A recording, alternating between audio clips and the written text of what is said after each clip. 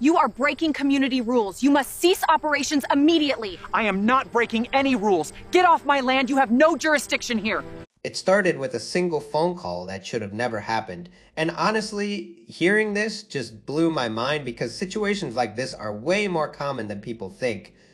Imagine waking up on a quiet morning, walking out onto your own land, land that you legally own, land that you've carefully cultivated over years, only to see a sheriff's vehicle rolling up your driveway like you've done. Something criminal? No warning, no conversation, just authority showing up because someone decided they didn't like what they were seeing. And the craziest part is, the person who made that call wasn't some random stranger. It was an HOA board member who thought she had the power to decide what was acceptable on property that wasn't even under her jurisdiction. Yeah, you heard that right. Now here's where it gets even more ridiculous. The complaint wasn't about noise or safety or anything remotely reasonable. It was about illegal crops. That's what she told the sheriff. Illegal crops growing in plain sight, right next to a farmhouse that had been registered for agricultural use for years. And I'm sitting here thinking, how does someone get so confident, so bold, that they're willing to involve law enforcement without even checking basic facts? That's exactly how people act in real life. Though, some people don't just cross boundaries. They bulldoze right through them, like rules don't apply.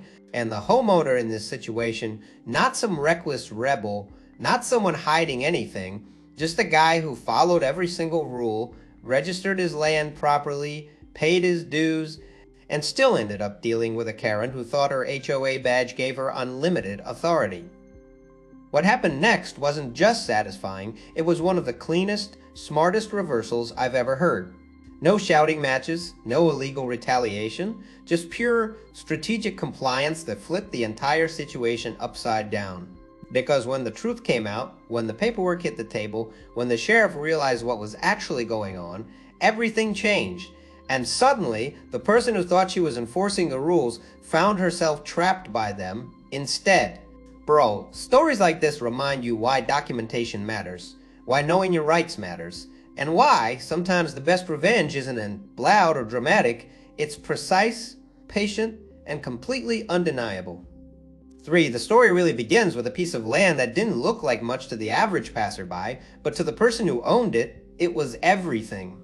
It sat just outside the boundaries of a well-maintained suburban development, the kind of place where every lawn looked identical, every mailbox matched, and every homeowner followed a strict set of HOA guidelines.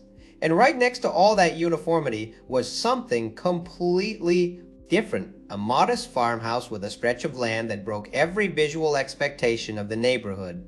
Instead of trimmed grass, there were rows of crops. Instead of decorative shrubs, there were working plants. Soil turned and maintained with purpose. It wasn't messy, it wasn't neglected, it was intentional. The owner had purchased the property years before the development expanded toward it. Back then, it was clearly designated as agricultural land, and that designation never changed. Everything was documented, registered, and approved through the proper county channels. Taxes were filed correctly, permits were in place, and the small-scale farming operation was entirely legal. This wasn't someone trying to bend rules or sneak something past authorities. It was someone who did things by the book, quietly minding their own business. But as the suburban neighborhood grew closer, something else started growing too, and that was attention. At first, it was just curious glances from neighbors who weren't used to seeing crops instead of lawns. Then came the whispers, the subtle complaints about how the property didn't fit the aesthetic, and eventually, like it always does in these kinds of situations, it reached the ears of someone on the HOA board who took its personally fort. Now, here's the thing about HOAs that a lot of people don't realize. They only have authority within their defined boundaries. They cannot enforce rules on properties that aren't part of the association. But that didn't stop one particular board member from acting like she had control over everything she could see. She was the type of person who treated guidelines like personal commandments. The kind of person who believed that maintaining order meant eliminating anything that didn't match her version of perfection. And the farmhouse, that was a problem in her eyes. Not because it was illegal, not because it was harmful, but because it didn't look like the rest of the neighborhood.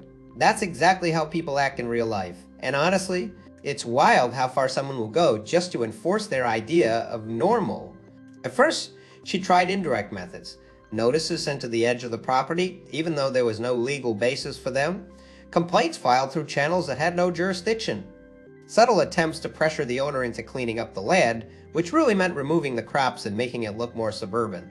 But none of that worked, because the owner simply ignored anything that didn't come from a legitimate authority, and that's where things escalated.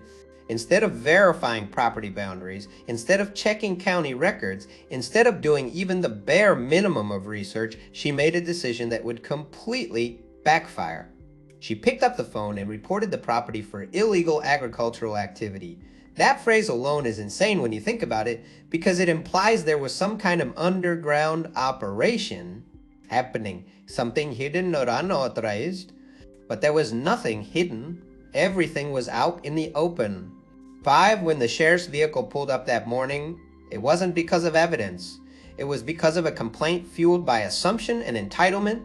And honestly, hearing that part just makes you shake your head, because law enforcement doesn't exist to settle HOA disputes, especially not ones that are based on incorrect information. The owner didn't panic. That's the part that stands out the most. Instead of reacting emotionally, instead of arguing or escalating the situation, he approached it calmly. He knew exactly what his rights were. And more importantly, he knew he had the documentation to back everything up. That level of preparation, that's what separates frustration from control in situations like this. Meanwhile, the HOA board member was expecting validation. She was expecting the sheriff to show up, take one look at the property, and immediately side with her. That kind of confidence only comes from someone who hasn't considered the possibility of being wrong, and when reality doesn't match that expectation, things tend to unravel quickly. And trust me, they did, because the moment paperwork entered the conversation, the entire narrative started shifting. What was supposed to be an enforcement situation turned into a verification process. What was assumed to be illegal turned out to be fully compliant, and suddenly, the person who initiated the complaint wasn't the authority figure anymore. She was just someone who made a very public mistake. Bro, this is exactly where things start getting interesting, because once the truth is established, the power dynamic flips. And when that happens in a situation involving someone who thrives on control, the reaction is never subtle. 6, the moment the sheriff stepped out of the vehicle, the entire atmosphere shifted in a way that was almost cinematic. The kind of tension you don't expect in a quiet rural suburban edge like this. The gravel under his boots crunched softly, the sound oddly loud against the stillness of the morning, and for a second everything felt caused, like both sides were waiting to see which version of reality would take hold. And honestly, this is the part where most people lose their composure, where emotions take over and things spiral into unnecessary chaos. But what happened here? Completely different. The homeowner didn't rush forward, didn't raise his voice, didn't try to argue his case before even being asked. Instead, he stood there calmly, almost like he'd been expecting something like this to happen eventually. And that alone says a lot. Because when you deal with people who constantly push boundaries, you start preparing for moments like this, whether you want to or not. That level of quiet, readiness, that's not luck, that's experience. On the other side, the HOA board member carried herself with this unmistakable sense of certainty, the kind that comes from believing you're about to be proven right. She wasn't just standing there. She was actively gesturing toward the crops, toward the land, like she was presenting evidence in a case she had already decided the outcome of. And bro, hearing this just makes you realize how often people confuse confidence with correctness. Those are not the same thing, not even close. As the sheriff began asking questions, the tone stayed neutral, professional, exactly how it should be. There was no immediate accusation, no assumption of wrongdoing, just a request for clarification. But even in that neutrality, you could feel the pressure building, because this wasn't just about crops anymore. It was about authority, about who actually had the right to define what was acceptable on that land. 7, the HOA representative wasted no time reinforcing her claim, emphasizing the idea of unauthorized use, repeating it in slightly different ways as if repetition would somehow make it true, and that's exactly how people act in real life. When they don't have facts, they lean on language, they lean on tone, they try to create legitimacy through persistence. It's almost fascinating if you step back and look at it objectively. But here's where things started to turn. The homeowner simply acknowledged the situation without resistance and then did something that completely changed the direction of the interaction. He went inside briefly and came back with a folder. Not just a random stack of papers, but an organized, clearly maintained set of documents that represented years of compliance. And the moment that folder appeared, the energy shifted in a way that was impossible to ignore. Because documentation does something that arguments never can. It removes ambiguity. As the sheriff began reviewing the paperwork, the pace of the conversation slowed down. Every page flipped was another layer of verification, another piece of proof that what stood in front of them wasn't a violation, it was a legally recognized operation. Agricultural registration, zoning approvals, tax classifications, everything lined up in a way that left no room for interpretation. And you could almost feel the realization setting in. The HOA board members' confidence didn't disappear instantly, but it started to crack. Subtle at first, small changes in posture, slight pauses where there hadn't been any before. Because when you're faced with documented reality, there's only so long you can hold on to assumption before it collapses under its own weight. Meanwhile, the sheriff remained composed, continuing the process exactly as expected, but now the questions had shifted. They were no longer directed at the homeowner in a way that implied suspicion. Instead, they began circling back toward the origin of the complaint, toward the reasoning behind it, toward the lack of verification that led to this situation in the first place. And this is the part that really stands out, because what was supposed to be an investigation into illegal crops was slowly becoming an examination of a false report. Not in an aggressive or accusatory way, but in a procedural, undeniable way.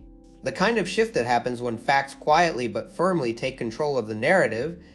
Bro, that's the moment where everything changes. The power dynamic flipped without anyone raising their voice.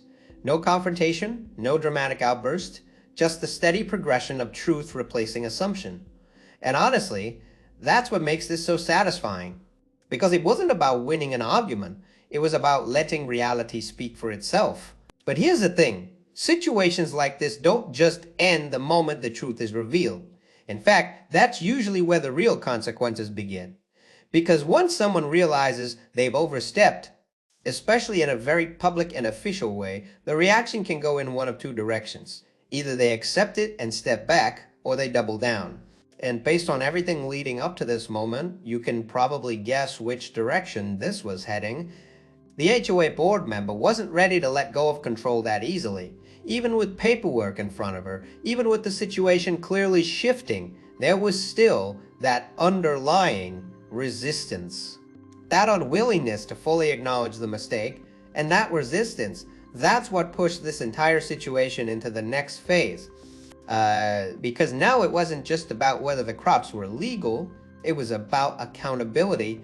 And once that enters the picture, things tend to escalate in ways people don't always expect. What happened next wasn't loud, it wasn't explosive, and honestly, that's made it so effective. Because instead of arguing, instead of trying to embarrass anyone in the moment, the homeowner leaned entirely into the system that the HOA representative thought she understood so well. And bro, this is where it gets incredibly satisfying, because this wasn't revenge built on emotion, this was precision.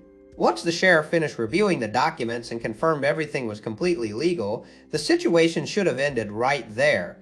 But the homeowner didn't stop at clearing his name. He asked a simple, measured question about the complaint itself, about how it was filed, and whether there was any documentation tied to it. And that question, that's exactly how people turn situations around in real life. Not by reacting, but by asking the right thing at the right time. Because here's the reality. Filing a false report, even unintentionally, isn't something that just disappears. There are records, there are procedures, and there are consequences, especially when law enforcement resources are involved. The sheriff didn't escalate aggressively, but he did acknowledge that the complaint lacked verification, and that acknowledgement alone shifted the entire weight of the situation. The homeowner then did something even smarter. Instead of pushing further in that moment, he let the process continue naturally. He thanked the sheriff for coming out, maintained complete composure, and allowed everything to be documented officially, that calmness, that's exactly how you win without creating unnecessary conflict. That was incredible. But the real move came afterward. So, 10. With everything now on record, the homeowner filed a formal complaint through the appropriate county channel, not out of spite, but based entirely on documented facts. He included the incident, the false claim, and the unnecessary use of enforcement resources, and because everything was backed by evidence, timestamps, and official interaction, it couldn't be dismissed as a personal dispute. At the same time, he also reached out to the HOA itself, not angrily, but strategically. He requested written clarification of their jurisdiction boundaries, specifically asking whether his property was included under their authority. And of course it wasn't, but now that confirmation existed in writing, directly from the organization and the board member represented. Bro, that's how you flip the script. Because now the situation wasn't about crops. It wasn't about appearance. It was about overreach. And when overreach is proven with documentation, it doesn't just go away quietly, it gets addressed. The HOA board had no choice but to review the incident internally. What started as one person's attempt to enforce control had now become an official liability for the entire association. And suddenly, the same structure that gave her confidence was the one holding her accountable. No yelling, no drama, just consequences built step by step. And honestly, that's the kind of revenge that actually works in the real world.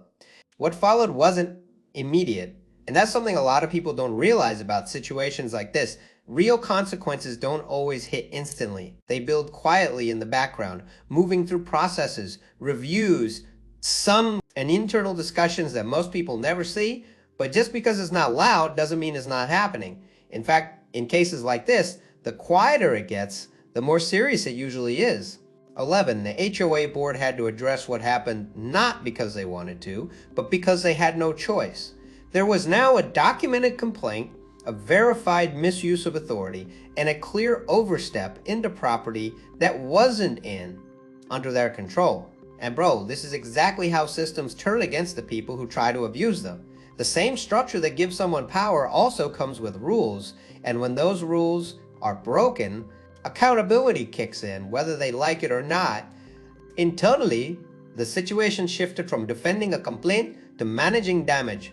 The board member who made the call wasn't seen as proactive anymore. She was seen as a risk. Because from the HOA's perspective, this wasn't just about one bad decision, it was about liability. Involving law enforcement without proper verification reflects directly on the organization. And that's not something any HOA wants tied to its name. The homeowner, meanwhile, didn't chase updates or try to push things further. He simply went back to maintaining his land, continuing his work exactly as before. And that's what makes this even more satisfying, because he didn't need to prove anything anymore. The proof was already established, documented, and acknowledged through official channels. Over time, the outcome became clear in subtle ways. The HOA stopped all forms of contact regarding the property.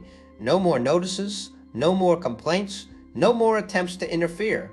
The silence itself became confirmation that his boundaries had finally been understood. And the board member who once acted with complete confidence, she wasn't removed in some dramatic fashion, but her influence faded. Her authority wasn't taken away publicly. It was reduced quietly, which in situations like this can be even more impactful, because when someone builds their identity around control, losing that control, even subtly, changes everything. 12. In the property. It stayed exactly as it was meant to be. Crops growing, land maintained, fully legal and fully untouched by outside interference. The same thing that triggered the entire conflict became the very thing that proved it was unnecessary in the first place. Honestly, hearing this just makes you appreciate how powerful patience and documentation really are. No shouting, no escalation, just letting the system do what it's designed to do when it's given the truth. And in the end, that truth didn't just resolve the problem, it made sure it wouldn't happen again. Bro, this entire situation is one of the cleanest examples of why staying calm and knowing your rights beats reacting emotionally every single time. Like seriously, think about it. Most people The moment a sheriff shows up because of a false complaint, would panic or get defensive, maybe even escalate things without realizing it. But here, the homeowner did the exact opposite. He stayed composed, relied on documentation, and let the system work in his favor. That's exactly how people handle real-life conflicts effectively. And here's the biggest takeaway. HOAs only have power where they legally have jurisdiction. Just because someone is loud, confident, or holds a position doesn't mean they have authority over you. That's something a lot of people forget, and it leads to situations like this where someone oversteps massively. Always check boundaries, always verify rules, and most importantly, always keep records of everything related to your property. Another thing that stood out is how the revenge wasn't emotional, it was strategic. No illegal actions, no harassment, nothing extreme, just facts, paperwork, and patience. That was incredible, because that's the kind of response that actually protects you long term instead of creating more problems. 13. If you ever find yourself dealing with an HOA issue, document everything. Communicate in writing whenever possible, and never assume someone else knows the rules better than you when it comes to your own property.